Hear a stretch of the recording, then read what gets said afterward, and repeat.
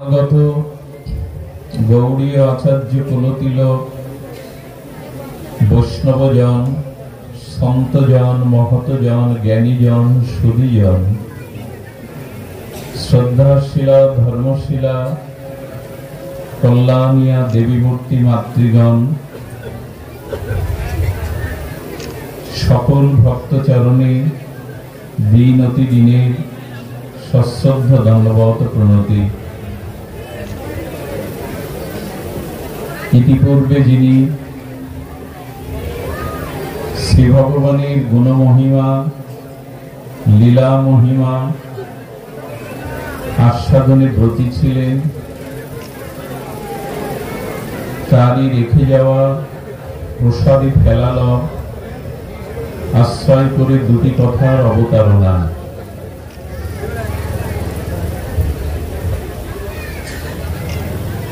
সুধীজন,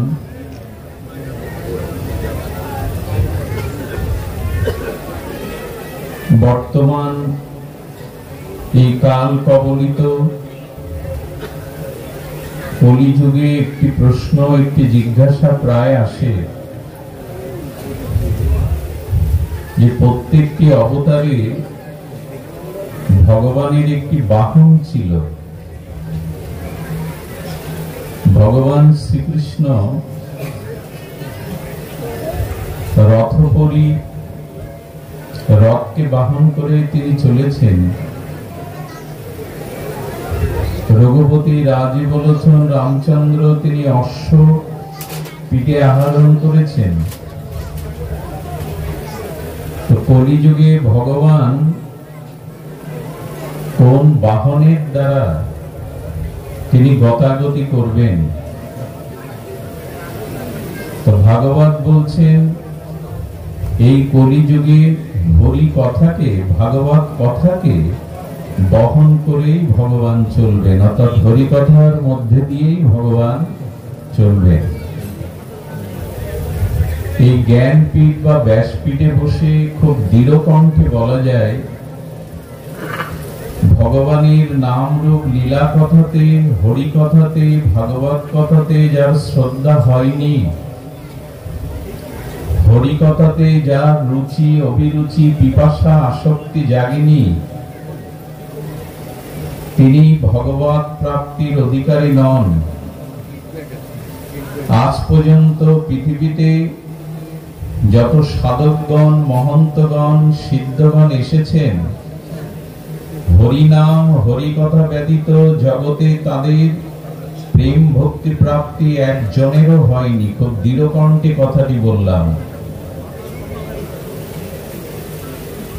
ভগবানের কথাতে রুচি হওয়াই হলো ভক্তি মন্দিরে প্রবেশের, প্রেম মন্দিরে প্রবেশের প্রথম দুয়ার।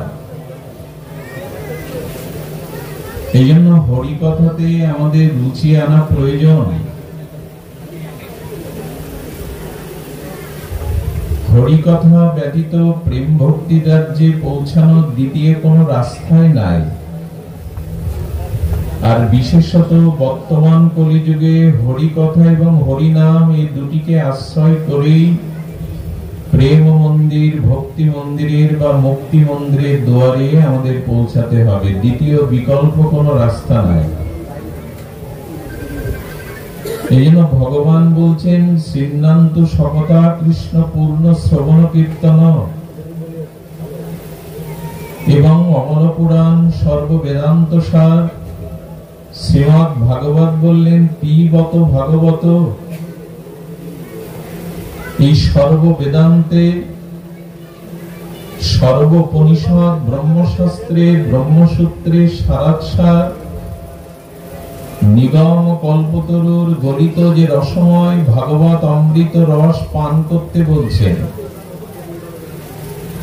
কারণ পানীয় বস্তু সঙ্গে সঙ্গে ক্রিয়াশীল হয়।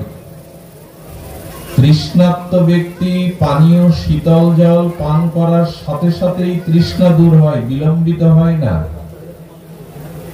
বিষ পান করার সাথে সাথে বিষক্রিয়া শুরু হয়। অমৃত পান করবার সাথে সাথে অমরত্ব এসে যায়। তেমনি পানীয় বস্তু পান করার সাথে সাথে যেমন ক্রিয়া হয়, অন্য বস্তু তৎক্ষণাৎ ক্রিয়া হয় না।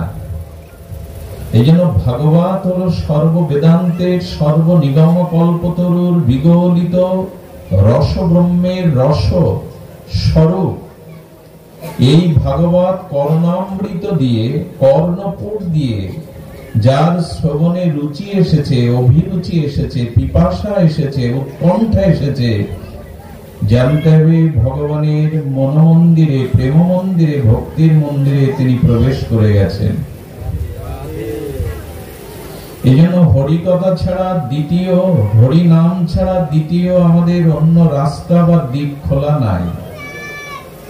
আমি আবারও দৃঢ়কণ্ঠে এই কথা উচ্চারণ করছি, জ্ঞানপীঠ ব্যাসপীঠে বসে হরিনাম হরিকথাতে রুচি ব্যতীত আজ পর্যন্ত কোন সাধক, মহাসাধক, কোন প্রগতিশীল ভক্তিপথের সাধু সন্ত কেউ আজ পর্যন্ত প্রেম ভক্তি লাভ করতে সমর্থ হয়নি হরিকথা এবং হরিনাম ব্যতীত। এই জন্য আপনাদের কাছে সবিনয় বিনীত একান্ত নিবেদন, হরিকথা চলাকালীন আপনাদের কাছে শান্ত পরিবেশ প্রার্থনা করছি, আশা করছি। তোমার কথা হেতা কেউ তো বলে না, করে শুধু কোলাহল। বিশ্বকবি ঋষি কবির অনুভূতি হলো জগৎ আমরা কোলাহলে মেতে আছি। আমরা আমাদের জন্ম কর্ম নিয়েই সারাদিন সারা জীবন আলোচনা করে গেলাম। কোথায় আমার জন্ম, কি আমার কর্ম। নিজেদের জন্মকর্ম, বিষয় বার্তা, বিষয় কথা দ্বারা আত্মকল্যাণ হয় না। একমাত্র ভগবানের দিব্য জন্মকর্ম, লীলা গুণগাথা শ্রবণের দ্বারাই আমাদের চিত্তে প্রেম ভক্তির উদয় হয়, চিত্ত শুদ্ধি হয়। এই জন্য কোলাহল তো আমরা সারা জীবন করে গেলাম। তোমার কথা হেতা কেউ তো বলে না, করে শুধু কোলাহল। সুধা সাগর তীরেতে বসিয়া এরা পান করে হলাহল। আমরা যেন এই সুধা সাগরের, ভাগবত রসময় অমৃতময় সাগর তীরে বসে হলাহল পান কথা পান না করি, সাংসারিক কথা পান না করি। অমৃত সাগরের আসবার সৌভাগ্য যখন ভগবান দিয়েছেন, তখন অমৃতই পান করব। আমরা যেন আন কথা, সাংসারিক কথা এখানে আস্বাদন না করি, এই নিবেদন করে আমরা ভাগবতে প্রবেশ করব। দেখুন, মনুষ্য জীবনের সর্বোত্তম শ্রেষ্ঠ লাভ কোনটি? ধ্যান দিন, শব্দের দিকে ধ্যান দিন। মনুষ্য জীবনের সর্বোত্তম লাভ কোনটি? এই মনুষ্য জীবনের সর্বোত্তম প্রাপ্তি, সর্বোত্তম লাভ হলো যেদিন অশেষ বিশেষ ভগবানের করুণায়, ভগবানের কোন প্রিয় মহৎ ভক্তের সান্নিধ্যে বসে আর সাধু সঙ্গে হরি কথা শোনার, ভগবত কথা শোনার ভাগ্য প্রাপ্ত হয়, সেই দিনই মনুষ্য জীবনের সর্বোত্তম প্রাপ্তি। আমি লটারি পেলাম, সম্পত্তি পেলাম, উত্তরাধিকারী সূত্রে জমিদারি পেলাম, রাজত্ব পেলাম, এই পাওয়াটা পাওয়া বটে, কিন্তু সর্বোত্তম পাওয়া নয়। মানুষের জীবনে সর্বোত্তম প্রাপ্তি হলো মহৎ সঙ্গে, সাধু সঙ্গে ভগবানের গুণগাথা শ্রবণের সুযোগ লাভ করা। এটি হলো মনুষ্য জীবনের সর্বোত্তম প্রাপ্তি।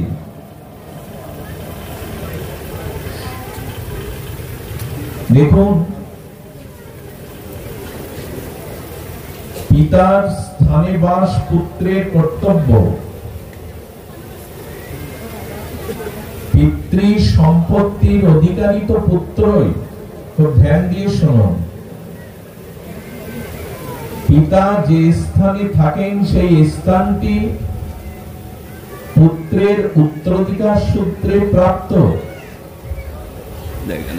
এবং পিতার সম্পত্তিতে পুত্রেরই উত্তরাধিকার সূত্রে একান্ত অধিকার, সন্তানদের একান্ত অধিকার। যদি আধ্যাত্মিক জগতে কথা আমরা মেনে নেই, তাহলে আমাদের পরম পিতা ভগবানই, আমরা অমৃতস্য পুত্র, সেই অমৃতময় সচ্চিদানন্দ ঘনময় ভগবানেরই অংশ আমরা, পুত্র আমরা। সিন্নান্ত বিশ্বে অমৃতস্য পুত্র। ভারতীয় ঋষিরা এই সংবাদ দিয়েছেন, তমেব মাতা চ পিতা তমেব, তমেব বন্ধুশ্চ সখা তমেব, তমেব বিদ্যা দ্রবিণং তমেব, তমেব সর্বং মম দেব দেব। ঋষির এই বাক্যে, ঋষির এই অনুভূতিতে আমরা সকলেই অমৃতের পুত্র, আমরা সকলেই ঈশ্বরেরই পুত্র। তো যদি ভগবানেরই পুত্র হই, অমৃতস্য পুত্র হই, তাহলে পিতৃ সম্পত্তি আমাদের কোথায়? পিতার স্থানে কি বাস করছি আমরা? ভগবান থাকেন নিত্য শাশ্বত গোলক বৃন্দাবনে, আমরা সেখানে নাই। পিতৃ স্থানে পুত্রের অধিকার, পিতৃ সম্পত্তিতে পুত্রের একান্ত উত্তরাধিকার সূত্রে অধিকার, কিন্তু পিতৃ সম্পদ কই আমাদের? সেই সচ্চিদানন্দময় আনন্দ ঘনময় প্রেমানন্দময় ভগবানের সম্পত্তি কোথায়? আজ আমাদের মাঝে স্বার্থপরতা, ক্ষুদ্রতা, অজ্ঞানতা, মলিনতা, এগুলি তো ঈশ্বরের সম্পদ নয়, এগুলো তো পরম পিতার সম্পদ নয়। এই জন্য আজ এই ভাগবত থেকে আমাদের এটুকু জানবার চেষ্টা করতে হবে, আমাদের গন্তব্য বারবার এই সংসারে আসা যাওয়া নয়। আমাদের সম্পত্তি এই জগতের অনিত্য গাড়ি বাড়ি, ঘর বাড়ি, সুন্দরী রমণী নয়। আমাদের যে সম্পত্তি সেটা নিত্য শাশ্বত ভগবৎ প্রেম, মহাধন। আমাদের যে গতাগতির চিরস্থান সেটা হলো ভগবৎ ধাম। এই প্রাপ্তির জন্যই ভাগবত, এই প্রাপ্তির জন্যই সাধু সঙ্গ। আচ্ছা, এই প্রাপ্তির কথা কেন ভুলে আছি আমরা? আমরা কেন আমাদের শাশ্বত চিরন্তন পরিচয় ভুলে আছি? ভুলে থাকার একটি কারণ ধ্যান দিয়ে শুনুন। আমরা বহুবার আমাদের এই দেহ পেয়েছি, সে জীব জন্তু বলুন, সাপাত সংকুল হিংস্র বাঘ ভাল্লুক বলুন, আমাদের এই মনুষ্য শরীর বলুন, পেয়েছি আমরা। কিন্তু এই মনুষ্য শরীর পেয়ে শরীরকে আমি ভেবে আর এই শরীরের প্রতি ভোগাসক্তির কারণে আমি আমার পিতার কথা, পিতৃ সম্পদের কথা ভুলে গেছি। কোন রাজার ছেলেকে যদি কোন চোর শিশুকালে হরণ করে নিয়ে যায়, মায়ের কোল থেকে ছিনিয়ে নিয়ে যায়, আর সেই দস্যু চোর সেখানেই যদি ওই পরিবেশে যদি রাজার ছেলে বড় হয়, সে যে রাজপুত্র, তার রুচি যে কিছু ভিন্ন, এটা সে বুঝতে পারলেও পারে না। কারণ ওই পরিবেশ, ওই আচার ব্যবহার, ওই খাদ্য, সেখানের বাতাবরণ তাকে সেইভাবেই যেন গড়ে তোলে। তেমনি আমরা এই দেহ নই, এই জাগতিক অনিত্য সম্পত্তি আমাদের নয়। যে স্থানে জরা নাই, মৃত্যু নাই, ব্যাধি নাই, পুনঃ গতাগতি নাই, শাশ্বত চিরন্তন মধু বসন্তের আনন্দ, সেই পরমানন্দের, সেই পরম স্বরূপের দেশ আমার, কিন্তু আমি ভুলে গেছি। এটি স্মরণ করানোর জন্যই ভাগবত। তুমি পরম পিতার সন্তান, তুমি অমৃত থেকে এসেছ, তোমার প্রাপ্তি অনেক বৃহত্তম, তুমি সেটা ভুলে গেছো। এই স্মরণটাই আমাদের ভাগবত করিয়ে দেন। এই জন্য শাস্ত্রে বলেছেন, বিশ্রাম স্থানম একগম কবিবর বচনম জীবনম সম্মোহম। যদি সেই অমৃতের কাছে, পরম পিতার কাছে শাশ্বত নিত্য ধামে ফিরে যেতে চাও, তোমার একমাত্র কর্তব্য সাধু সঙ্গ আশ্রয় করা। তোমার একমাত্র কর্তব্য সাধুকে ভগবানের দিব্য নাম রূপ লীলা কথা শ্রবণ করা। তবেই তুমি তোমার হারানো স্মৃতি ফিরে পাবে। তোমার শাশ্বত জীবনের লক্ষ্য কেন্দ্রকে তুমি উপলব্ধি করতে পারবে। তুমি এই জগতের কারণ নও, তুমি এই মৃত্যু লোকের বাসিন্দা নও। অভাব, জরা, ব্যাধি, মৃত্যু তোমার নিত্য সঙ্গী। এই রাজ্যের, এই বস্তুর তুমি সঙ্গ নও। এই উপলব্ধিটা ভাগবতে, সাধু সঙ্গে, মহতের কথার মাধ্যমে আমাদের আসবে। আমি ভূমিকাতে আপনাদের ভাগবত বা সাধু সঙ্গের মহিমা কিঞ্চিৎ কীর্তন করলাম। এখন আমাদের প্রয়োজন সেই ভগবানের দিব্য চিন্ময় লীলাগাথা শ্রবণের দ্বারা আমাদের সিদ্ধান্তকে, তত্ত্বকে, লক্ষ্য বস্তুকে জানা। আসুন আমরা ভাগবতে প্রবেশ করি। ভাগবতে আমাদের প্রবেশ করতে হবে। প্রথমেই যেটি আমরা আস্বাদনের জন্য ব্রতী হব, সেটি হলো এই আরাধ্য ভগবান ব্রজেশ তনয়স্তদ্ধামং শ্রী বৃন্দাবনাং রাম্যকাচি তপস্বনা ব্রজোদ বর্গেন যা কল্পিতা। আনন্দ ঘন, প্রেমানন্দ ঘন, মধুময়, আনন্দময় শ্রী আনন্দ নিকেতন শ্রীধাম বৃন্দাবনে। আর এই যুগল মাধুর্য উপাসনাই হলো আমাদের প্রকৃত উপাসনা। আর সেই উপাসনাকে জানিয়েছেন, জগতে প্রকাশ করেছেন ব্রজবধূ বর্গেন যা কল্পিতা। শ্রীধাম বৃন্দাবনের ব্রজবাসীগণ, ব্রজাঙ্গনাগণ, গোপীগণ, তারা যেভাবে ভগবানকে উপাসনা করেছেন, এটি সর্বোত্তম আমাদের উপাসনা পদ্ধতি। রাম্যকাচিত ব্রজ উপাসনা, ব্রজবধূ যা কল্পিতা। ব্রজবধূগণ, ব্রজবাসীগণ যেভাবে তাদের একান্ত মনোহর সুন্দর ব্রজ জীবন, নয়নের আনন্দবর্ধন, জীবনেরও জীবন সেই গোবিন্দকে তারা যেভাবে অনুরাগে, প্রীতিতে আর সেবা ভাবনা দিয়ে উপাসনা করেছেন, ভজন করেছেন, সেটাই আমাদের পরম উপাসনা। আরাধ্য ভগবান ব্রজেশ তনয়স্তদ্ধামং শ্রী বৃন্দাবনম। রম্য, এই উপাসনা নিরস নয়, এই উপাসনার মধ্যে কঠোরতা নয়, আছে রসবারহ আনন্দ। এই জন্য আমরা আনন্দময়ের উপাসনা সরস নির্মল আনন্দ দিয়েই তা করতে হবে, যেটা ব্রজবধূগণ করেছেন। আমরা সেটি আনন্দ আস্বাদনে ব্রতী হব। এবারে কালিয়া দমনের কথা বলি ব্রজে। এই কালিয়া দমন লীলাতে শ্রী গোবিন্দ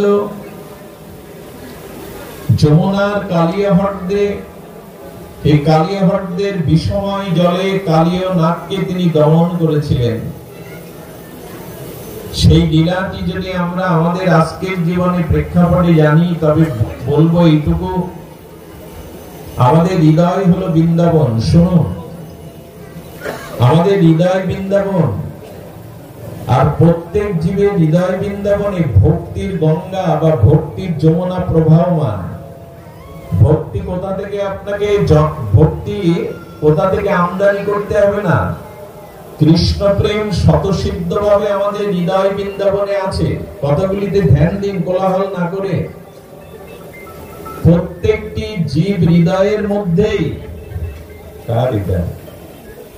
প্রত্যেকটি জীব হৃদয়ের মধ্যে আমাদের ভক্তির যমুনা, প্রেমের যমুনা, নিত্য সিদ্ধ কৃষ্ণ প্রেম, নিত্য সিদ্ধ কৃষ্ণ প্রেম সাধ্য কবু নয়। এই মহাবাণীতে, চৈতন্য চরিতামৃতকারের এই মহাবাণীতে কৃষ্ণ প্রেম সাধনা করে পাওয়া যাবে না, কারণ স্বতঃসিদ্ধ আমাদের হৃদয়ে প্রেম যমুনা বইছে, প্রেমের গঙ্গা স্রোতস্বিনী বইছে, কিন্তু হৃদ বৃন্দাবনে প্রেম ও ভক্তির স্রোতস্বিনী যমুনার মাঝেও মাঝে মাঝে কালিয়নাগ জন্ম নেয়। কালিয়নাগ কে?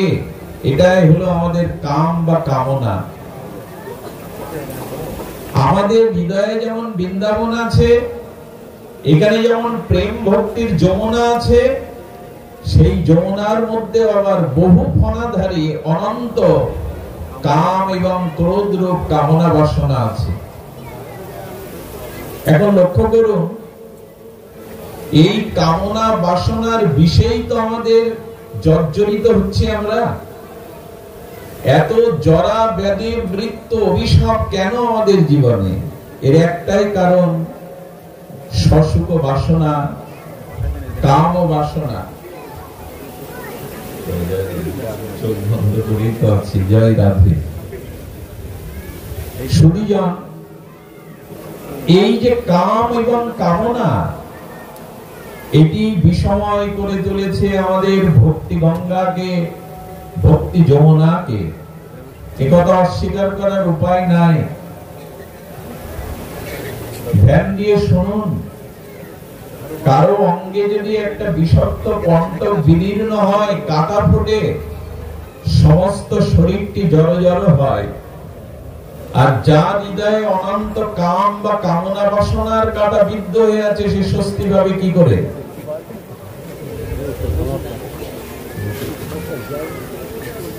সে স্বস্তি পাবে কি করে? এই জন্য আজ আমাদের জীবনে শান্তির অভাব, প্রেমের অভাব, শুদ্ধতার অভাব। একমাত্র আমাদের চিত্তে কামনা ফণা ধরে আছে। বিষধর কামনা বা বাসনা ফণা ধরে বিষময় করে তুলেছে হৃদয়। ভাগবত সাধারণ গ্রন্থ নয়। কৃষ্ণ দ্বৈপায়ন ভগবান বেদব্যাসের সমাধির স্তরের এইগুলি ভাষা।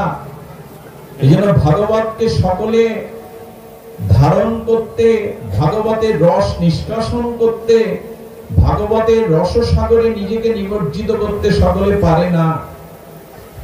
ভাগবত হলো সমাধি শাস্ত্র, সর্ব বেদান্তের সার, সর্ব ব্রহ্মসূত্রের সারাৎসার। ভাগবতকে এভাবে বুঝতে হবে। কালীয় দমন লীলা শুধু একটি লীলা নয়, ভগবান সংকেত দিচ্ছেন আমাদের, তোমাদের হৃদয় আজ কামনা বাসনার বিষে জর্জরিত। আপনারা জানেন, যমুনার পুলিনে বৃন্দাবনের বনরাজি বৃক্ষগুলি মরে গিয়েছিল এই কালীয়নাগের বিষে। আমাদের জীবনে আজ সবুজতা নাই, আমাদের জীবনে আজ শান্তির ছায়া নাই, আমাদের জীবনে আজ আনন্দের কলকাকলি নাই। কারণ বৃক্ষ না থাকলে বাতাসও পাবো না, নির্মল বাতাবরণ পাবো না, পাখির কলকাকলি পাবো না। তেমন আমার এই হৃদয় যমুনাতে কামনা বাসনার বিষে জর্জরিত হয়ে সবুজতা চলে গেছে, আনন্দ চলে গেছে, সঙ্গীত সুধা চলে গেছে, চারিদিকে মরমর বিষ অবস্থা। এই তো জীবন। আচ্ছা, এর থেকে রক্ষা পেতে গেলে কি করতে হবে? এই কামনা থেকে, বাসনা থেকে রক্ষা পেতে গেলে একমাত্র উপায় হলো শ্রী ভগবানের শরণ নেওয়া। কালীয়নাগ দমন আর কেউ করেননি, স্বয়ং ভগবান করেছেন। আমি আপনাদের ছোট একটা কথা এই পরিসরে বলে রাখি। চিন্তা নামক এই মহাব্যাধিকে যদি কেউ জয় করতে চান, তাহলে আপনাদের আরেকটি চিন্তা মনে আনতে হবে। লোহা দিয়ে লোহাকে কাটতে হবে, চিন্তাকে চিন্তা দিয়েই কেটে ফেলতে হবে, ছেদন করতে হবে। এই আমাদের চিত্তে যে সাংসারিক চিন্তা, বাসনার চিন্তা, ভোগের চিন্তা, সসুখ দেহ আসক্তির চিন্তা, এই চিন্তাকে কাটতে গেলে আরেকটি চিন্তা আপনার হৃদয়ে আনতে হবে, সেটা ভগবানের চরণ চিন্তা। দুটোই চিন্তা কিন্তু ভগবানের চিন্তাতে পারে আপনার চিত্তের চিন্তাকে ছেদন করতে। লোহা দিয়ে লোহা কাটতে হবে। যদি বলেন আমাদের বোকা পেয়েছো, ভগবানের চিন্তা করলে চিন্তা আমার জীবন থেকে সরে দাঁড়াবে, চিন্তা মুক্ত হতে পারবো বলে পারবেন। কারণ আপনি যে যে বিঘাত অন্তরায় প্রতিকূল রোগ শোকের জন্য চিন্তা করছেন, রাজ ভয়, মৃত্যু ভয়, রোগের ভয়, পাপের ভয়, স্খলনের ভয়, পতনের ভয়, এই ভয়ের জন্যই তো চিন্তা। একমাত্র নির্ভয় স্থান, একমাত্র চিন্তারও চিন্তামণি স্বরূপ কেউ যদি গোবিন্দের চিন্তা, রাধারানীর চরণ চিন্তা করতে পারে, তার এই চিন্তা চলে যাবে। এই জন্য গোবিন্দের চরণে, রাধারানীর চরণে বিশেষ কটা চিহ্ন আছে। ভগবান যদি কেউ দাবি করে আমি ভগবান, বুঝবার, জানবার, প্রমাণ করবার উপায় একটি, স্বয়ং ভগবানের, সচ্চিদানন্দ ভগবানের চরণ কিছু চিহ্ন আছে। আপনি দাবি করলেই হবে না আমি ভগবান, ভগবান প্রমাণ হবে তার চরণ চিহ্নে বিশেষ কিছু 49 চিহ্ন আছে। সেই চিহ্নের মধ্যে কয়েকটি চিহ্ন হলো ছত্র, বজ্র, তার মধ্যে অঙ্কুশ, বিশেষ কিছু 49 অর্থাৎ 19টি চিহ্ন দক্ষিণ এবং বাম চরণে আছে। তার মধ্যে ছত্র একটি চিহ্ন ভগবানের শ্রীচরণে। ছত্র কেন? তুমি যদি সংসার তাপে, কামনা বাসনায় তাপিত হয়ে পড়ো, তবে আমার চরণ চিন্তা করো, আমি তোমায় শীতলতা দান করব। ছত্র ধরেই শীতলতা দান করব। তুমি রোগে, শোকে, ভয়ে, সংসারে ক্লান্ত, আমার চরণ স্মরণ নাও, আমি তোমাকে ছত্র ধরে শীতলতা দান করব। তুমি পাপের কারণে কষ্ট পাচ্ছ, রোগ শোক জরাব্যাধি ভুগছ, এই পাপ দূর করার উপায় একমাত্র ভগবানের চরণ চিন্তা। ভগবানের চরণে স্মরণ করলে, ভগবানের শ্রীচরণ চিন্তা করলে ওখানে বজ্র আছে। ভগবানের চরণ হলো কুসুমের থেকেও কমল। এই জগতে সব থেকে কমল পদ্ম, কারণ কমলা দেবী, লক্ষ্মী দেবী পদ্ম ফুলের উপরে আসীন বা বসেন। তো কমল দলের থেকে বেশি কমল কমলা দেবী লক্ষ্মী, আর লক্ষ্মীর শ্রীঅঙ্গে যে কমল তার থেকে আরো বেশি কমল লক্ষ্মীর করপল্লব পল্লব। শ্রী লক্ষ্মীর করপল্লব আরো কমল, আর তার থেকে বেশি কমল লক্ষ্মী দেবী যে কমল হস্ত দিয়ে যে ভগবানের চরণ সেবা করেন, সেই চরণ কমল। তো ভগবানের এমন কমল চরণ দলে বজ্রের চিহ্ন কেন? বলে আকাশ থেকে যদি বজ্রপাত হয় অনেক পাহাড় চূর্ণ বিচ্ছিন্ন হয়ে যায়।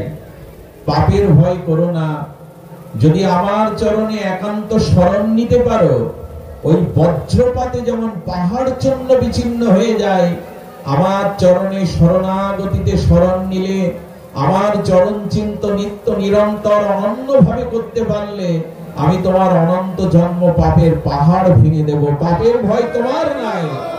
অহং তাং সর্ব পাপেভ্য মোক্ষায় স্বামী মা শুচ। আমি তোমাকে পাপ মুক্তি দেব, আর কেউ দিতে পারবে না। এ কথাই বিশ্বাস এলো আমাদের। সারা জীবন শুধু সংসার চিন্তা, বিষয়ের চিন্তা করে গেলাম।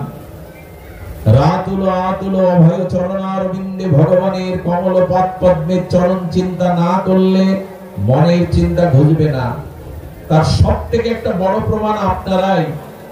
এই প্রচন্ড তাপ দাহের মধ্যে, তাপ প্রবাহের মধ্যে মাটিতে বসেছেন, যদি এই মুহূর্তে গোবিন্দের গুণগাথা সাধু সঙ্গে হচ্ছে বিধায় আমাদের সাংসারিক বিষয় চিন্তাগুলি এখন অন্তরে স্থান নাই। কারণ ভগবানের চরণ চিন্তাই পারে জগতের চিন্তাকে দূর করতে, আর কোনো উপায় নাই। এই জন্য ভগবানের চরণ চিন্তাই আজ আমাদের একান্ত অপরিহার্য। এই জন্য গোপীরা, বৃন্দাবনবাসীরা সমস্ত আপদে বিপদে সংকটে তাদের একমাত্র শরণাগতি ছিল কানাইয়ের উপরে, কৃষ্ণের উপরে। তো ভগবান আজ কি করছেন?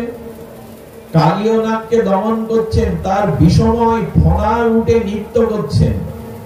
নটরাজ আজ মহা নৃত্যে তিনি নিমগ্ন, অর্থাৎ ভগবানের চরণ চিন্তায় পারে এই বিষময় বিষধর কাম কামনা বাসনার মস্তককে দমন করতে। কি সংকেত দিচ্ছে ভগবান! তার চরণ চিন্তা করলেই কেবল বাসনা কামনা দূরে যাবে। আমি একটু ছোট্ট প্রমাণ আপনাদের সামনে তুলে ধরি। কোন প্রতিষ্ঠিত অর্চা বিগ্রহ কোন মন্দিরে যান, শ্রীমন্দিরে গিয়ে যখন যুগল রাধা মাধব বা ভগবানের শ্রীবিগ্রহ দর্শন করেন, তো ভগবানের বিগ্রহ দর্শনে কারো কাম কামনা জাগে কি? জাগে না। তদুপরি ভগবানের চিন্তাটি যদি হৃদয়ে রাখতে পারেন, তো ভগবানের এই চরণ প্রভাবে বিষধর এই ফণাধারী কাম কামনা তখন দমিত হয়। আচ্ছা, একটা কথা চিন্তা করুন তো, খুব মার্মিক কথা, না শুনলে বঞ্চিত হব, কষ্ট পাবো। সেটি হলো, অগাসুরকে বধ করলেন কৃষ্ণ, বগাসুরকে বধ করলেন, কংসকে বধ করলেন, জরাসন্ধ শিশুপাল সবাইকে বধ করলেন, এমনকি পুতনাকেও বধ করলেন। কালীয় নাগকে ছেড়ে দিলেন কেন? কালীয় নাগকে নিধন করেছিল গোবিন্দ কেন? কারণ কি? এর কারণ আমাদের আচার্যগণ জানাচ্ছেন, কাম কামনাকে একেবারে তাদের পতন ঘটানো যায় না। কাম কামনা আমাদের বীজে, কাম থেকেই তো আমাদের জন্ম উৎপত্তি। কাম একেবারে আপনি নিধন করতে পারবেন না। ভগবান শিব মদনকে ভস্মীভূত করেছিলেন। কাকে ভস্মীভূত করেছিলেন? কামকে। কাম দেবতার নাম হলো মদন। তাকে ভস্মীভূত করে ভগবান সংকট দেখলেন, আমি একটা ভুল করে বসেছি, আমি কামকে অতনু করে ফেলেছি, অর্থাৎ তার দেহকে পুড়িয়ে ফেলেছি। কিন্তু কাম না হলে তো সৃষ্টি সৃজন ক্রিয়া চলবে না। এই জন্য তিনি কামকে আবার সৃষ্টি করেছিলেন, বর দিয়েছিলেন যে তোমার মৃত্যু নাই। কাম কামনাকে মারতে যাবেন কেন? ভগবান কি বললেন কালীয় নাগকে? কি সংকেত দেখুন। কালীয় নাগকে বললেন, তুমি রমণক দ্বীপে যাও, ওই পবিত্র দ্বীপে যাও, এখানে আর থেকো না। এর সংকেত কি? কাম কামনাকে মারা যাবে না, কাম কামনার পতন ঘটানো যাবে না, কাম কামনাকে আপনি একেবারে নিষ্ক্রিয় করতে পারবেন না। উচিত হলো কাম কামনার দিকটা ঘুরিয়ে দেওয়া। আহা, কাম এবং কামনাকে দিকটা ঘুরিয়ে দেওয়া। গোপীদের কাম ছিল না? বৃন্দাবনবাসী গোপীদের কাম ছিল না? বললেন কাম তো আমাদের বেশি, হে জগৎবাসী আমাদের দিকে তাকাও। গোপীগণ বলছেন আমাদের তৃষ্ণা, আমাদের কামনা তোমাদের থেকে কোটি গুণ বেশি, তবে তার দিক ঘুরিয়েছি আমরা। আমাদের নয়ন রূপ দেখার কামনা আছে, তবে জগতের অন্য রূপ নাই। শ্যাম সুন্দর মদন মোহনের রূপ দেখার কামনা আমাদের চোখে। এই দেখো মোড় ঘুরে যাচ্ছে। কাম কামনাকে আপনি মারতে পারবেন না, নিঃশেষ করতে পারবেন না, সে ক্ষমতা কারো নাই, আর উচিত নয়। কাম কামনার দিক ঘুরিয়ে দেন। গোপীগণ বলছেন আমাদের চোখে কামনা আছে, রূপের কামনা, অনন্ত কামনা। সে কামনা অন্য রূপের নয়। শ্যাম সুন্দর মদন মোহন মুরলীধারীকে দর্শনেই আমাদের চোখে কোটি কামনা। ঘুরিয়ে দিন, মোড় ঘুরিয়ে দিন। আরে সাপের বিষ ঔষধ তৈরি হয়। 1 কেজি সোনার দাম কত? 1.5 লক্ষ। যদি আপনি কোটি টাকায় ধরেন, তো 1 কেজি সাপের বিষের দাম কত? সোনার থেকে হীরার থেকেও দামি বেশি। তার কারণ কি? জীবনদায়ী অনেক ঔষধ তৈরি হয়। তো সাপের বিষ যদি গবেষণার দ্বারা জীবনদায়ী ঔষধ তৈরি হয়, তবে কামেরও দিক ঘুরিয়ে দিলে কাম ও প্রেমের রূপ নেয়। কাম মানে ইচ্ছা, কাম মানে বাসনা। তো সেই বাসনাটা ঘুরিয়ে দিন। চোখের যদি কোনো রূপের কামনা থাকে, এই জগতে শ্যাম সুন্দরের থেকে কারো রূপ আছে কি? রাধারানীর থেকে কারো রূপ আছে কি? ঘুরিয়ে দাও না মোর। বলে আমাদের কানে শ্রবণ রসের বাসনা আছে, গোপীগণ বলছেন। তো সেই শ্রবণ একমাত্র গোবিন্দের মুরলীর ধ্বনি শ্রবণ। আমরা কানে অন্য শ্রবণ রস আস্বাদন করি না, শ্যামসুন্দরের মুরলী কেবল। আচ্ছা, রাস মঞ্চে গোবিন্দ যখন শারদ পূর্ণিমায় বংশীতটে যমুনা পুলিনে সেই মহারাসের মুরলী ধ্বনি করেছিলেন পঞ্চম তানে, বৃন্দাবনে আর কেউ শুনতে পায়নি। বলো, আর কারো কান তো বাঁশির দিকে ওভাবে ছিল না যতটা ছিল গোপীদের। খুলনা বেতারে আজ ৯টায় আপনার কোন আত্মীয় বংশী বাদন করবেন, রবীন্দ্রসঙ্গীত গাইবেন, আপনি যদি অন্য সেন্টারে দিয়ে রাখেন, খুলনা কেন্দ্রে না দিয়ে অন্য সেন্টারে, বাঁশি বাজা বন্ধ হবে, আপনি শুনতে পাবেন না। এবং গোপীদের মনটা গোবিন্দের বংশীর ধ্বনির জন্য তাদের কানে এইটা তাদের খোলা ছিল, খোলা থাকতো সবসময়। এই জন্য কানে যদি কোন শ্রবণের পিপাসা থাকে, বাসনা থাকে, ভগবানের নাম হরিকথা শোনার বাসনা জাগাও। এভাবে কামটাকে দিগদর্শন করে গোবিন্দ ঘুরিয়ে দিচ্ছেন। খুব মার্মিক কথা। কামকে এই জন্য কালীয় নাগকে গোবিন্দ দমন করেছেন, বিনাশ করেননি। কামকে বিনাশ করতে নাই, কামকে বিনাশ করা যায় না। কামকে মোড় ঘুরিয়ে দিতে হয়, রমণক দিকে যাও, ওই পবিত্র দ্বীপে গিয়ে বাস করো, আর ভয় নেই। কাম যদি ভগবানের দিকে যায়, কাম কৃষ্ণ আরাধনে, কাম মানে ইচ্ছা, কাম মানে ভোগ বাসনা, তো সেই ভোগ বাসনা যদি ভগবানের কর্মার্পণে অর্থাৎ ভগবত ভজনের দিকে কামনাটা চলে যায়, ইচ্ছাটা চলে যায়। ক্রোধ ভক্তদ্বেষী জনে ক্রোধ দরকার। ক্রোধকে আগুনের সাথে তুলনা করা হয়। ঘরে আগুন না জ্বললে জীবন চলবে তো? ঘর চালাই তো আগুন, সকালে উঠেই তো আগুনের প্রয়োজন। আগুনটা রন্ধনের উনানের মধ্যেই সীমাবদ্ধ রাখুন, ওর বাইরে গেলে কিন্তু ঘর পুড়িয়ে দেবে। তেমনি ক্রোধটা দরকার, ক্রোধটা নিজের কুস্বভাবের প্রতি রাখুন। বোঝা গেল? নিজের যে কু অভ্যাস তার প্রতি ক্রোধ করুন না। আরে মোবাইলে আমরা ভালো ভালো ছবি ছেড়ে দেই, স্বামী স্ত্রী সুন্দর ছবির দৃশ্য। আমি কোন বর্ষণা দেখেছি, বৃন্দাবনে গেছি, কোন মহাতের কাছে গিয়ে সেলফি তুলেছি, এগুলো না পাঠিয়ে আপনার যে কুকর্ম কুকীর্তি এগুলো একটু প্রচার করুন না, তাতে সংশোধন হবে। আমরা প্রচার করি ভালোটা। ক্রোধ যদি দেখাতে হয়, আমি বেলা ৯টায় উঠি, ভগবানের ভজন করি না, ওই অলসতার প্রতি ক্রোধটা দেখান না। ক্ষমতা আছে বলে যাত্রার প্রতি, দুর্বলের প্রতি ক্রোধ দেখাবেন, এটি ক্রোধের জায়গা নয়। এই ক্রোধ একদিন আপনাকে ধ্বংস করবে। আজকে যাকে ক্রোধ করছেন, একদিন সেই ক্রোধ আপনার কাছে ফিরে আসবে। ক্রোধটা নিজের খারাপ স্বভাবের প্রতি করুন। ভজন করতে পারছি না, আমি ঈশ্বরের গুণকীর্তন করতে পারছি না, সেই কুস্বভাবের প্রতি, অলসতার প্রতি ক্রোধ করুন। ক্রোধের জায়গা হলো আর ভক্ত বিদ্বেষীর প্রতি, যারা বৈষ্ণব নিন্দা করে, যারা শ্রীগুরু নিন্দা করে, এই বৈষ্ণব বিদ্বেষীর প্রতি ক্রোধ দেখান। সুধীজন, এই জন্য কাম ক্রোধটাকে, আর লোভ, লোভ তো প্রয়োজন। লোভ সাধু সঙ্গে হরি কথায়। ঠাকুর নরোত্তম প্রেম ভক্তির মহারাজ আমাদের কাম ক্রোধ লোভের দিক ঘুরিয়ে দিচ্ছেন। কাম কৃষ্ণ আরাধনে, ক্রোধ ভক্ত দেশী জনে, লোভ সাধু সঙ্গ হরি কথায়। এই তো দিক ঘুরিয়ে গেল, বিষ অমৃত হয়ে গেল। এই জন্য গোবিন্দ কালীয় নাগকে বললেন, চলে যাও, আর রমনাথ দ্বীপে গিয়ে বাস করো। কালীয় নাগ বলছেন, ওখানে এসে গরুর যদি আমাকে আর গ্রাস করে। গোবিন্দ তখন অভয় মুদ্রা দিয়ে বললেন, যার মস্তকে আমার চরণ চিহ্ন আছে তাকে বিনাশ করার ক্ষমতা এই জগতে কারণেই তুমি নিশ্চিন্তে চলে যাও।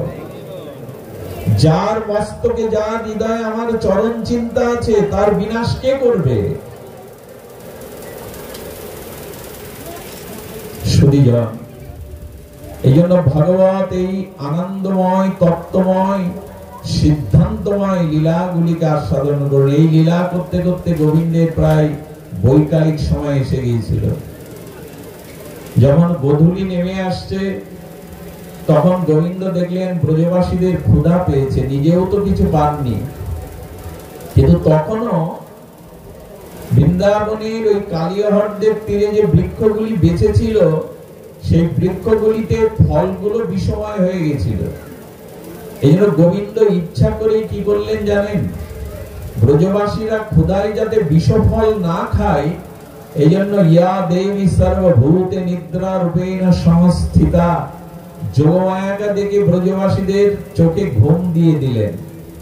গাঢ় ঘুম আসলে তখন ক্ষুধার কথাও খুব মনে থাকে না, ঘুমিয়ে পড়ে। ব্রজবাসীদের ঘুম পাড়িয়ে দিলেন যাতে বিষময় ফল তারা না খায়। এই হলো ভগবানের কৃপা।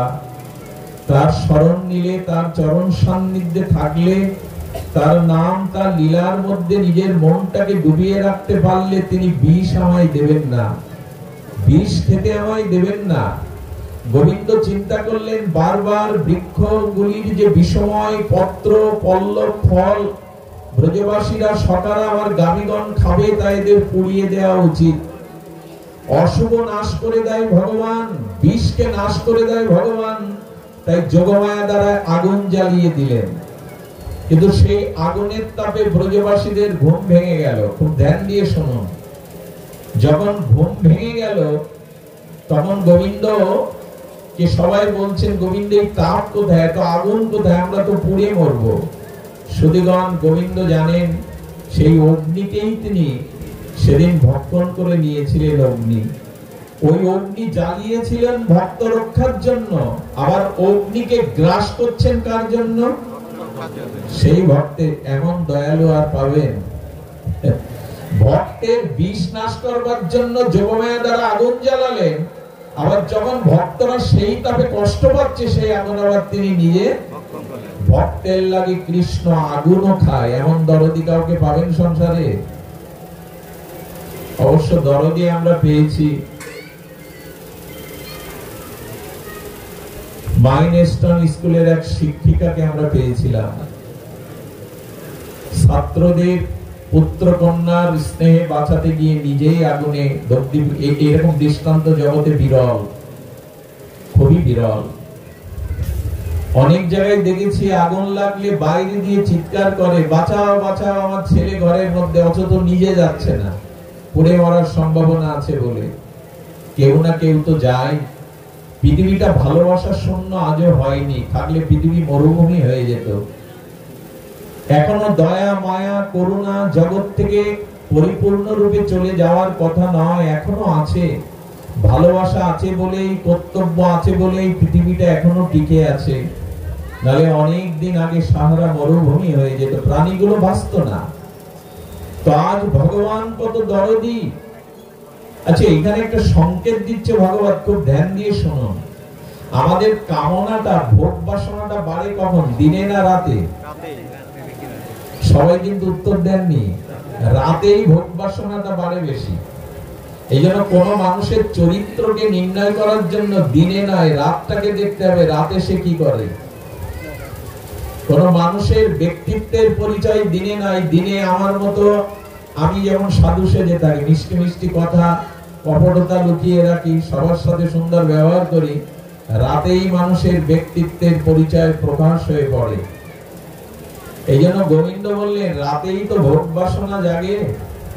এই আগুন হলো কামের মতো। তো রাতে যদি কখনো কামনা বাসনা জাগে, একবার আমার নাম নিয়ে বসো, আমার স্মরণ নিয়ে বসো।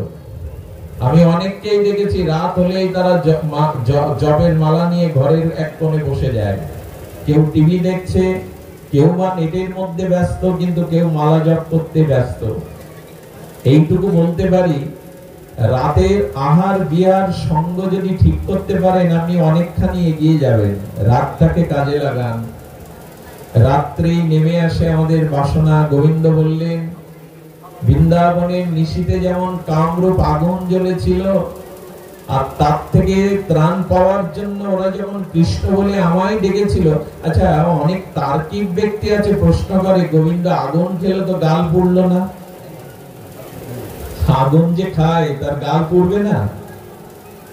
এর উত্তরে আমাদের মহাজন বলেছেন, ভগবানের ভক্ত, ভগবানের একান্ত দূত, হনুমানের লেজ দিয়ে লঙ্কা পোড়ালেও হনুমানের গা পড়েনি, তো দাস বা ভক্তের যদি লেজের আগুনে লঙ্কা পড়ে তার গায়ে আগুন না লাগে, তো তার প্রভুর মুখে আগুন লাগবে কি করে?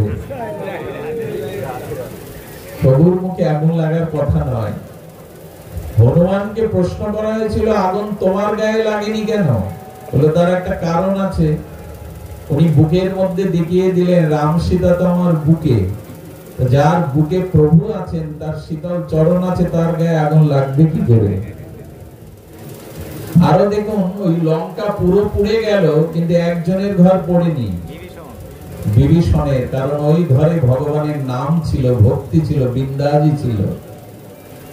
আমাদেরও ঘরও পড়বে না যদি ওখানে ভক্তির সংসার করতে পারেন, কৃষ্ণের সংসার করতে পারেন।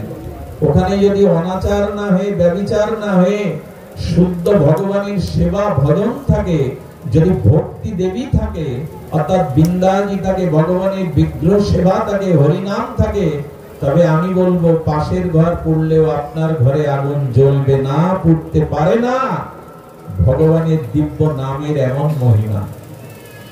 আর আগুন গোবিন্দকে কি পোড়াবে? গোবিন্দের মুখ থেকেই তো অগ্নির সৃষ্টি। যথা অগ্নি আয়া যায়েত, বেদে বললেন আ যায়েত, অর্থাৎ অগ্নি ভগবানের মুখ থেকে সৃষ্টি হয়েছে। তো যিনি সৃষ্টি করেছেন তিনি গ্রাসও করেন শুধু ভক্তের জন্য। আমি বেশি সময় নেওয়ার অধিকার রাখি না, অনেক দেরিতে পৌঁছেছি, তাপ প্রবাহ আছে, অনেক দূর থেকে এসছেন। তবু ভগবানের আরেকটি লীলা স্মরণে আসছে। এটি একটির পর একটি লীলা। আজকে আমার মনে হয়েছে তত্ত্বের দ্বারাই, লীলার মধ্যেই আমরা তত্ত্বকে অন্বেষণ করব। এরপরে গোবিন্দ যে লীলাটি করেছিলেন, সেই লীলাটি বস্ত্রহরণ লীলা। এই সম্পর্কে আপনাদের একটু একান্ত প্রয়োজন। যদি আপনার বিগ্রহ শ্রোতা, ভাগবত শ্রোতা, তবু বলবো একটু কর্ণ উৎকর্ণ করে এই লীলাটি শুনুন। এই বস্ত্রহরণ লীলা আজকের প্রেক্ষাপটে আমাদের বড় প্রযোজ্য এই তত্ত্বটি জানার। আগে আপনাদের একটু সতর্ক করে দেই, বস্ত্রহরণ লীলাটি হলো মায়াহরণ লীলা। কি নাম বললাম আমি? মায়াহরণ লীলা। ভগবান আর আমার মাঝে দূরত্বটা কে সৃষ্টি করেছে? আড়ালটা কে সৃষ্টি করেছে? সেটি হলো মায়া। গোবিন্দ ব্রজগোপিকাদের বস্ত্র হরণ করেছিলেন দিনের বেলায়, রাতে না। সখাদের সাথে নিয়ে, নিজে নিজে নয়, একা নয়, তার দূরসম্বন্ধী ছিল না। ভগবান দিনের বেলায় সখাদের সাথে কেন বস্ত্র নিতে যাবেন? ভগবান বলছেন তোমাতে আমাতে মিলনের, তোমাতে আমাতে একত্রিত হওয়ার বাধা হলো এই দুত্তজ্জা বহিরঙ্গা ত্রিগুণময়ী মায়া। যে আমার শরণ নেয়, আমি তার মায়াকে হরণ করে নি, কাপড় হরণ উদ্দেশ্য নয়। যারা গোবিন্দকে বস্ত্র হরণের কলঙ্ক দেয়, তাদের জানা নাই এই গোবিন্দই দ্রৌপদীর বস্ত্রকে ঝুঁকিয়েছিলেন সকলের সামনে, ভীষ্মের সামনে, অর্জুনের সামনে, দ্রোণাচার্যের সামনে। যে নারীর লজ্জা নিবারণের জন্য কেউ এগিয়ে আসেনি, গোবিন্দ বস্ত্র রূপে যেদিন যে নারীর লজ্জা নিবারণ করেছিলেন, সেই গোবিন্দ কোন রমণীর বস্ত্র হরণ করতে পারেন না। অন্যরা আমাদের সামনে প্রশ্ন করলে আমরা নীরব থাকি, আমরাও বলি এটা গোবিন্দের ঠিক হয়েছে। 6 বছর বয়সের লীলা, 6 বছর কোন বালকের এরকম দুরসন্ধি থাকে কারো বস্ত্র নেওয়া? দিনের বেলায় সখাদের সাথে নিয়ে। এর কারণ কি? 5টি জায়গায় বিবস্ত্র হতে নেই, মনে লিখে নিন, আপনার অকল্যাণ হবেই। স্নানে, শয়নে, ভোজনে, ভ্রমণে আর আসনে, এই 5টি জায়গায় কখনো বিবস্ত্র হতে নেই। স্নানে জলের দেবতাকে অপমান করা হয়, এই জন্য বাথরুমে বলুন, স্নানগারে বলুন, জলাশয়ে বলুন, বিবস্ত্রে স্নান করতে নাই। আর ভোজনে, ভোজন কখনো বিবস্ত্র হয়ে করতে নেই, শয়ন কখনো বিবস্ত্র হয়ে করতে নেই। এগুলো একটা অভিশাপ ঢোকে আমাদের মাঝে। কে কার কথা শোনে আজ?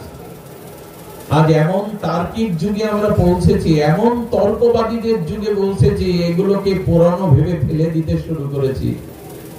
যখনই ভারতীয় বৈদিক দর্শনকে, বেদান্ত দর্শনকে, ভাগবতীয় দর্শনকে আজ তার্কিকের দ্বারা, তার্কিক প্রচারকের দ্বারা আমাদের সংশয় এসেছে, এগুলো ব্যাকডেটেড ভেবে, পুরানো ভেবে, অকজ্জাকারী ভেবে, অযৌক্তিক ভেবে এগুলো আমরা ত্যাগ করতে শিখেছি, তখনই পতন শুরু হয়েছে আমাদের। শয়নে কখনো বিবস্ত্র হতে নেই, ভোজনে কখনো বিবস্ত্র হতে নেই, ভজন আসনে কখনো বিবস্ত্র হতে নেই, আর ভ্রমণে অর্থাৎ বাইরে যখন যেতে হয় তখন উপযুক্ত শুদ্ধ বস্ত্র পরিধান করে বাইরে যেতে হয়। গোবিন্দ এই কটি জিনিস জগৎকে জানিয়ে দিলেন। আর তিনি বস্ত্র নয়, আমাদের মায়াকে হরণ করবার লীলাই হলো এই বসনচুরি লীলা। আমার কাছে আসতে গেলে মায়ার পর্দাকে সরাতে হবে। তোমার আমার মাঝে দূরত্ব বেশি নেই, আমি তোমার হৃদয় আসনেই বসে আছি। স্ত্রী, পুত্র, বাড়ি, গাড়ি, টাকা পয়সা তোমার চোখের সামনে, তোমার হৃদয়ে নেই, আমি তো তোমার হৃদয়ে। তবু দূরত্ব একটার কারণে, বহিরঙ্গা মায়া। এই মায়ার পর্দাকে হরণ করেন গোবিন্দই। মায়া মেতাং তরন্তিতে, আমি কেবল মায়াকে হরণ করতে পারি, আর কারো ক্ষমতা নেই তোমার মায়াকে দূর করবার। গোবিন্দ আমাদের মায়া হরণ লীলাকে আমরা বস্ত্র হরণের কলঙ্ক দিয়ে দিলাম গোবিন্দকে। কি মেধা আমাদের, কি চর্চা আমাদের, কি অনুশীলন আমাদের। এই জন্য গোবিন্দ বলছেন মায়াকে হরণ করব আমি। কামের উদ্দেশ্য থাকলে গোবিন্দ দিনের বেলায় শতাদিন নিয়ে এটা করতেন না। এবং আপনারা জানেন গোপীগণ ও বহুজন গোপীজন ছিলেন। গোবিন্দের এই অভিলাষ, এই ইচ্ছা ভগবানের থাকতে পারে না। ৬ষ্ঠ বৎসরের লীলা এটি। শুধুজন এই বস্ত্রহরণ লীলার মধ্যে দিয়ে গোবিন্দ আমাদের জানাতে চেয়েছেন যে বন্ধন যে আড়াল হয়ে আছে তোমার আমার মাঝে, এই মায়া দূরীভূত হবে, আমার কাছে এসো। গোপীদের ডেকেছিলেন তোমরা দুহাত বাড়িয়ে দাও, তোমরা আমার কাছে এসো, আমি তোমাদের বসন দেব। মানে আমি তোমাদেরকে মায়া সরিয়ে ওখানে ভক্তির বসন দিয়ে দেব, প্রেমের অনুরাগের বসন দিয়ে দেব।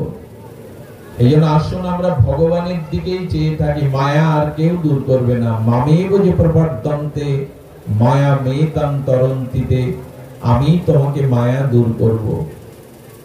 সুধীজন এর পরের লীলা আপনারা জানেন, গিরিরাজ গোবর্ধন লীলা।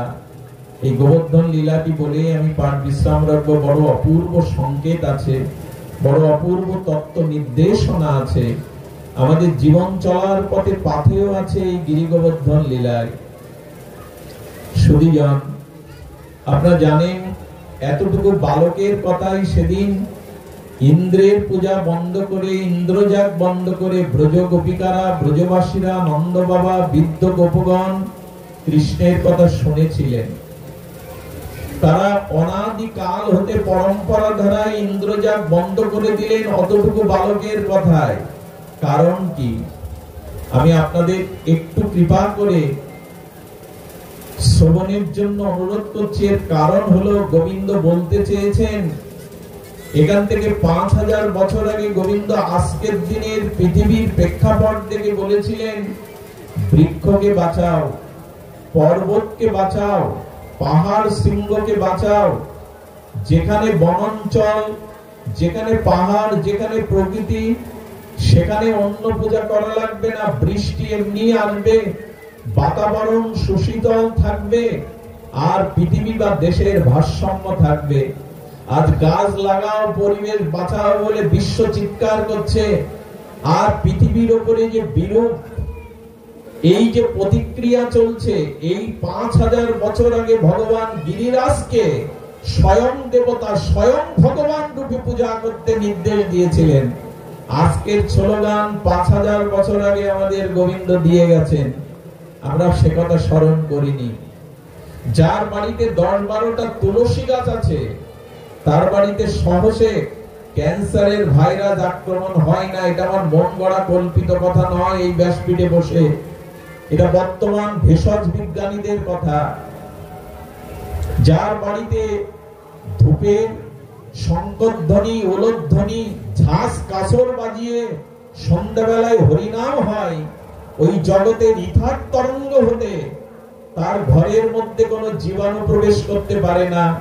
হরিনামের ধ্বনি, খোল করতাল কাসর ধ্বনি, শঙ্করধ্বনি, মঙ্গলময় ওলধ্বনির ওই শব্দের তরঙ্গে, ওই আকাশ থেকে ইথার তরঙ্গে সন্ধ্যায় সূর্য অস্ত গেলে যে জীবাণুগুলো প্রবেশ করে, সেগুলোর মধ্যে প্রবেশ করতে পারে না। আমাদের এই শাস্ত্রের বাণীগুলোকে আমরা ভুলতে বসেছি বিদায় এই দুর্দশা।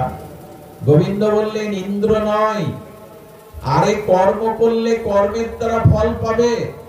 ইন্দ্র তোমায় কি ফল দেবে? গিরিরাজকে পূজা করো।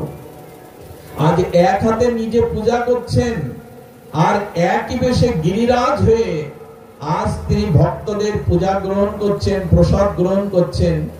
বৃন্দাবনবাসী ব্রজবাসীরা বলতে লাগলো সারা জীবন ইন্দ্রের পূজা করে খোঁজ নাই, আজ একদিন কেবল আমরা গিরিরাজকে পূজা করেছি, তিনি প্রসন্ন হয়ে আমাদের কাছ থেকে প্রসাদ পাচ্ছেন। গোবিন্দ বোঝালেন জীবন্ত দেবতাই হলো পরিবেশ, জীবন্ত দেবতাই হলো এগুলিকে রক্ষা করা। আমি জানি এসছেন ভক্তির কথা শুনতে, আমি সামাজিক আন্দোলনের কথা তুলছি কেন? সমাজ না বাঁচলে, পরিবেশ না বাঁচলে আপনি আমি বাঁচবো না। এই জন্য ভগবান এই লীলার দ্বারা এই জগৎকে জানিয়েছিলেন রক্ষা করো। শুধু কিছু মনে নেবেন না, এই লীলার দ্বারা একটা কথা অন্তত আমি আপনাদের জানাতে পারি, সেটি হলো আমাদের ভক্তিটা অনন্য নাই। কি কথা বললাম? একবার ইন্দ্রের কাছে যাব, একবার আউলি বাড়ি যাব, একবার তান্ত্রিক কবিরাজের কাছে যাব, একবার গোবিন্দের চরণে যাব, এভাবে হয় না। এভাবে কোনোদিন প্রেম ভক্তি হয় না, নিষ্ঠা হয় না। আজ গোবিন্দের কথাতে এতদিনের পরম্পরা ইন্দ্রজাগ ছেড়ে দিল, গোবিন্দের প্রতি তাদের কত নিষ্ঠা।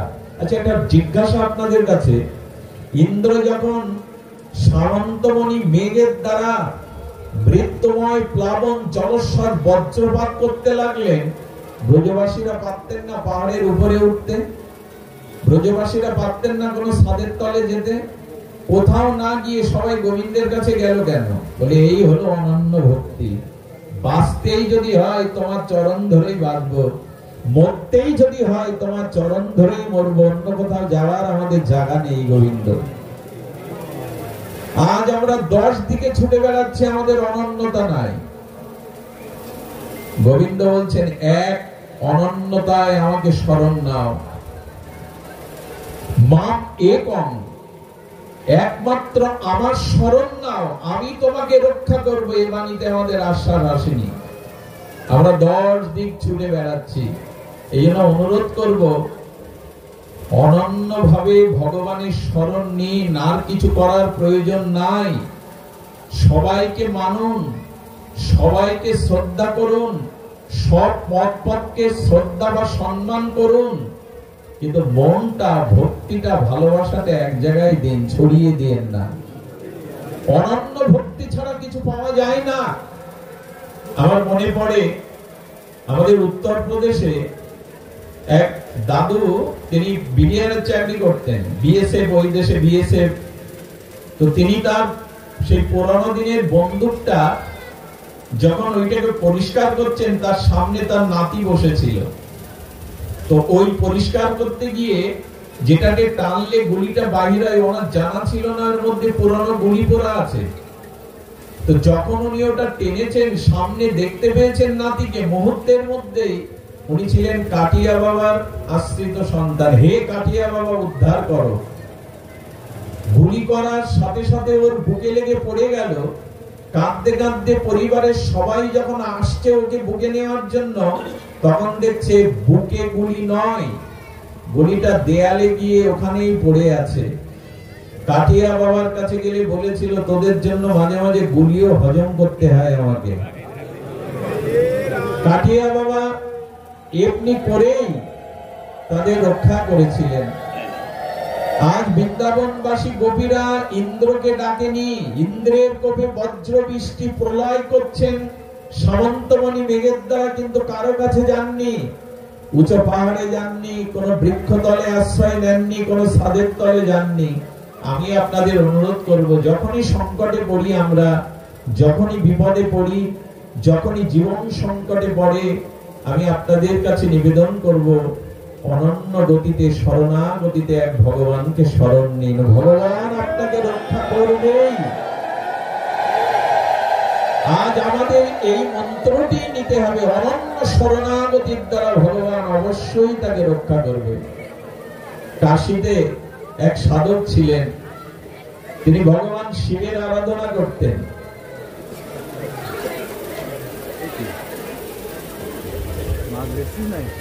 শিবের আরাধনা করতেন। 2-3টে তার সন্তান, তার স্ত্রী বলছে, শিব শিব করছো, তোমার ঘরে কিছু নাই, আর এই বুভুক্ষ ক্ষুধার্ত সন্তানকে মা হয়ে কি সান্ত্বনা দেব, কিছু উপায় করো। নীরবে নিভৃতে বলেছেন, ভগবান শঙ্করই আছেন, আমি অন্য কিছু জানি না। 3 দিন বাদে কলকাতা থেকে একটা টেলিগ্রাম এলো, আর 1000 টাকা হাতে দিয়ে, আর পিয়ন বলছে এখানে একটা সই করে দিন, এই 1000 টাকা আপনার জন্য কলকাতা থেকে এক স্যার পাঠিয়েছেন। টাকা নিতে পারি, টেলিগ্রাম করে জানুন আমার টাকার প্রয়োজন, বা আমাকে কেন উনি টাকা পাঠিয়েছেন। টেলিগ্রাফ করে জানা হলো, তৎকালীন তো মোবাইল নাই, ওতে জানা হলো শেখ বলছেন, ভগবান শঙ্কর ভোরবেলা আমার শিয়রে সেই স্বপ্নেতে বললেন, আমার পূজা আমার মন্দিরে যাওয়া লাগবে না, কাশীতে আমার অনন্য একজন ভক্ত না খেয়ে আছে 3 দিন, তার কাছে কিছু অর্ঘ্য পাঠাও, আমি তোমার প্রতি সন্তুষ্ট হব। অনন্য ভক্তির এই হলো দৃষ্টান্ত। 10 জায়গায় মনটা, একটা মন ক জায়গায় দিবেন, কজনের কাছে দিবেন। এই জন্য ব্রজবাসীরা জগৎকে জানালো, কানাই ছাড়া আমরা কিছু বুঝি না, ওই চরণ ছাড়া আমাদের যাওয়ার অন্য জায়গাও নাই। এই জন্য গোবিন্দের চরণে শরণ নিলেন, গোবিন্দের চরণে সবাই এসেছিলেন। আজ ডুমরিয়া বা অত্র এলাকার দূর দূরান্ত থেকে সনাতনী হিন্দুদের কাছে আমি করজোরে একটা প্রার্থনা করছি, দেখুন ব্রজবাসীরা সকলে সম্মিলিতভাবে গোবিন্দের কাছে গেলেন গিরিরাজের তলে। ভগবান গিরিধারী সবাইকে আশ্রয় দিলেন, এই যে সকলে গেলেন। আমি আপনাদের কাছে, এই সনাতনী জাতির কাছে একটা নিবেদন করজোর করেই বলছি, গলগ্নে কৃতবাসে, গলায় কাপড় দিয়ে মুসলিমরা শুক্রবারে অন্তত তারা এক জায়গায় উপস্থিত হয়, ঈশা খ্রিস্টানরা রবিবারে এক জায়গায় হয়, আমাদের এমনটা নাই কেন? আজ কৃষ্ণ মন্দির আছে, কালী মন্দির আছে, শিব মন্দির আছে, দুর্গা মন্দির আছে, হিন্দুর মিলন মন্দির কোথায়? কালী মন্দিরে বৈষ্ণব যান না, ভালো কথা, হরিচাঁদ ঠাকুরের ভক্তরা বৈষ্ণবদের ওখানে যান না, যান ভালো কথা, মন্দির আলাদা, বিগ্রহ আলাদা। এমনকি মন্দির থাকতে পারে না যেখানে কোনো বিগ্রহ থাকবে না, শুধু মিলন মন্দির থাকবে, যেখানে সকলে একত্রিত হতে পারি। একটা দিনকে আমরা পারি না এক জায়গায় হতে। আজ হিন্দু জাতি দুর্বল কেন, পিছিয়ে পড়া কেন, সাংগঠনিক ক্ষমতা নেই কেন, এক জায়গায় হই না বলে। আজকে শশা ভাবে আমরা আলাদা আলাদা ভাবে একত্রিত হচ্ছি। বিশ্বের দিকে তাকিয়ে দেখুন, সেই সেই জাতির মিলন কেন, ঐক্য কেন, একত্রিত হয় তারা এক জায়গায়। এটা আমাদের সম্ভব, কিন্তু কবে সম্ভব, কার দ্বারা সম্ভব জানি না। 5000 বছর আগে গোবিন্দ বলেছিলেন, তোমরা মাঝে মাঝে একত্রিত হও, একসাথে এসো আমার কাছে। এই লীলাগুলি শুধু কাল্পনিক লীলা নয়, শুধু কীর্তনের বাসিস্বরে লীলা নয়, এগুলো আমাদের জীবন দর্শন, আমাদের বাঁচবার দর্শন, এগুলি তত্ত্ব। গোবিন্দ বললেন একত্রিত হও তোমরা। আজ আমাদের সব থেকে বড় প্রয়োজন আজ একত্রিত হওয়া। আমার সব থেকে বড় অভিশাপ কোনটা লাগে জানেন? হিন্দু জাতির, সনাতন জাতির। পৃথিবীতে গবেষণায় বলেছে স্বজাতি বিদ্বেষীদের মধ্যে হিন্দু জাতি সবার শ্রেষ্ঠ। এদের মতো স্বজাতি বিদ্বেষী জাতি পৃথিবীতে দ্বিতীয় পাবেন না। পৃথিবীতে যত, আমি দৃঢ় কণ্ঠে আসনেই বলছি, হিন্দুদের থেকে স্বজাতি বিদ্বেষী জাতি পৃথিবীতে আর দ্বিতীয় নাই। মহাভারতের যুদ্ধ বাইরের রাষ্ট্র থেকে কেউ করেনি, অন্য জাতি মহাভারতের কুরুক্ষেত্র বাজায়নি, ভাই ভাই বাজিয়েছিল। ওই আবহাওয়া এখনো আমাদের মাঝে চলছে। আজ একটি হিন্দুর বিপদে অন্য হিন্দু তার পাশে না দাঁড়াবাই এই জাতির দুর্বলতা।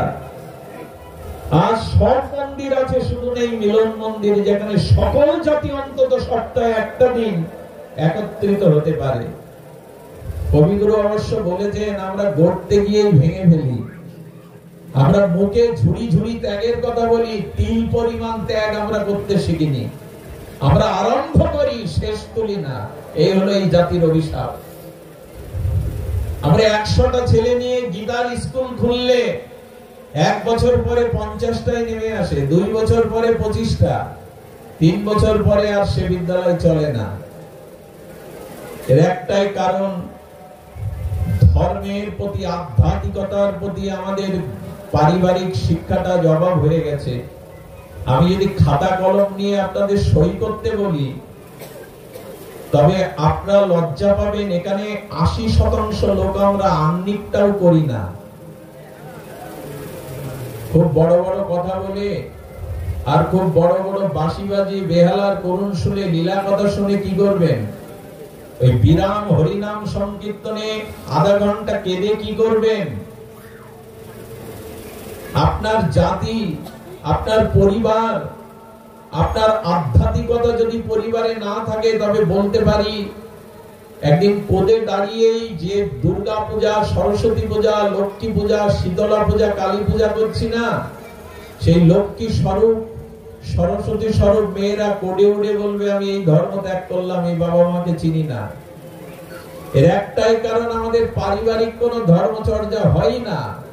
পিতামাতা আহ্নিক করে না, পিতামাতা শাস্ত্র অধ্যয়ন করে না, তো সন্তানটা কি শিখবে?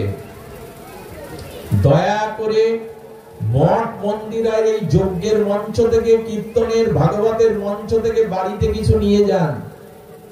একজন মাও যদি সকাল সন্ধ্যা ভগবানের সামনে প্রার্থনা করে করতাল বাজিয়ে, একদিন বিপদগ্রস্ত, রোগগ্রস্ত, পথহারা তার সন্তান স্বামীও একদিন তার পেছনে বসবে শান্তি পাওয়ার জন্য। একজন অন্তত হালটা ধরুন। এই কথা বলে লাভ আছে? গলা ফাটাচ্ছি আজকে 9 বছর বয়স থেকে। এই ভাগবতটাকে পেশা পুঁজি না করে 9 বছর থেকে গলা ফাটাচ্ছি, কাজে লাগেনি, একেবারে লাগেনি নয়, কিন্তু আমরা জাগাতে পারিনি। আজ পারিবারিক ভাবে আমাদের আধ্যাত্মিক চর্চা, অনুশীলনী নাই। দয়া করে এখান থেকে একটু নিয়ে যান।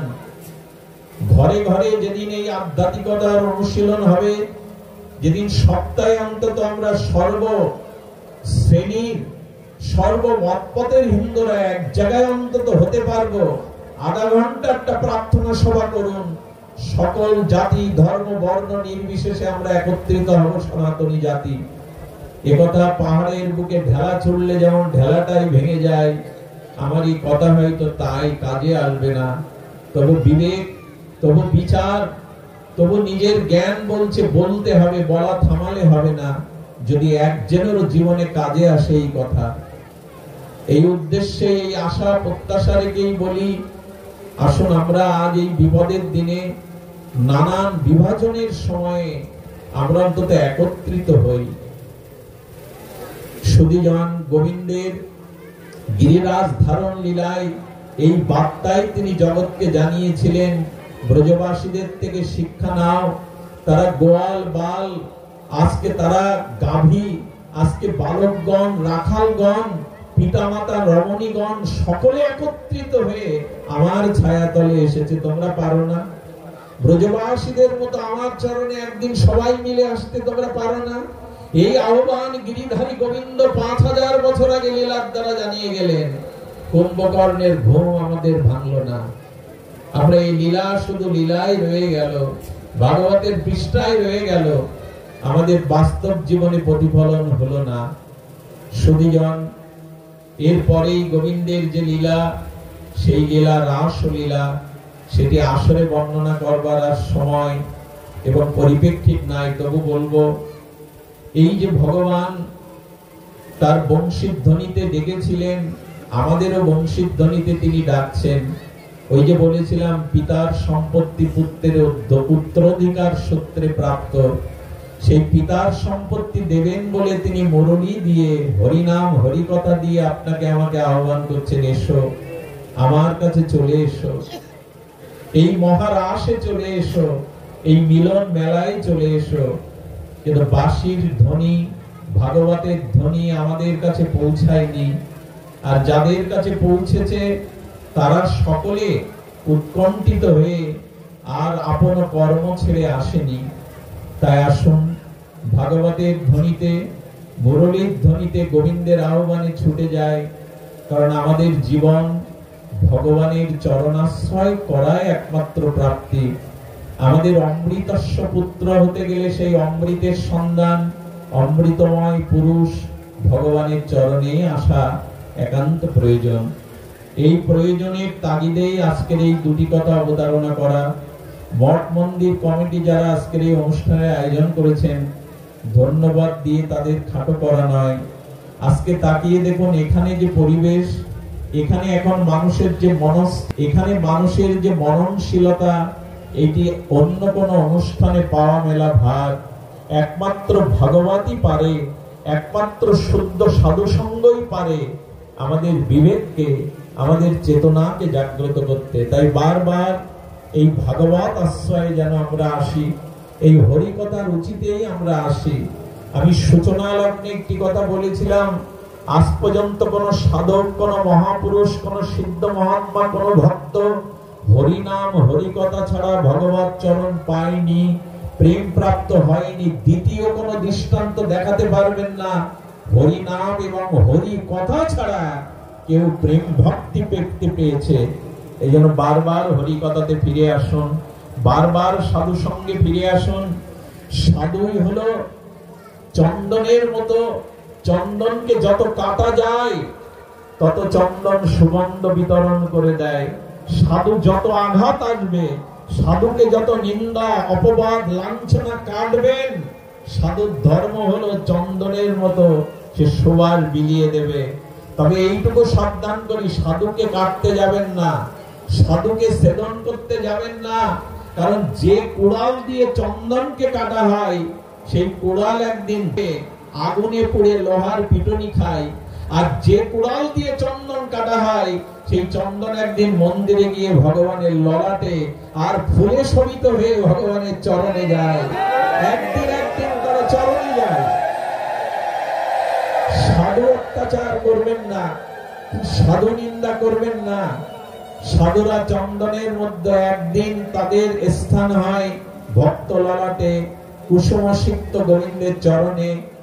আর কুড়ালের অবস্থা হয় ওই জংধারা আর ক্ষয়ে যাওয়া স্থানে, আগুনের মধ্যে, আগুনের আঘাত, লোহার আঘাত পাওয়ার জন্য। তাই সাধু সজ্জনের প্রতি অত্যাচার নয়, সাধু সজ্জনকে মান্যতা দিয়ে, ভগবানকে মান্যতা দিয়ে আসুন। আমরা ফুলগুলো গোবিন্দের প্রেমের গলায় মালা হতে পারি কিনা, ব্রজের দিকেই আমাদের দৃষ্টি থাক, যুগল ভজনেই আমাদের মন নিবিষ্ট হোক, হরিকথাতেই আমাদের আসক্তি জাগুক। আজ এইটুকুই। আমি ধন্যবাদ দিয়ে না দিয়ে পাচ্ছি না। আজ আমাদের যশোর থেকে, খুলনা থেকে